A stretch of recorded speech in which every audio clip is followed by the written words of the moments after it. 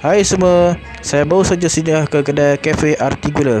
Kedai Cafe Artigula ini menyediakan pelbagai minuman yang enak dan juga dessert-dessert yang enak. Kedai Cafe Artigula ini terletak di tengah-tengah Pekan Kuala Pilah. Kedai Cafe Artigula ini telah dibuka selama beberapa tahun. Cuba like dan subscribe video ini. Terima kasih.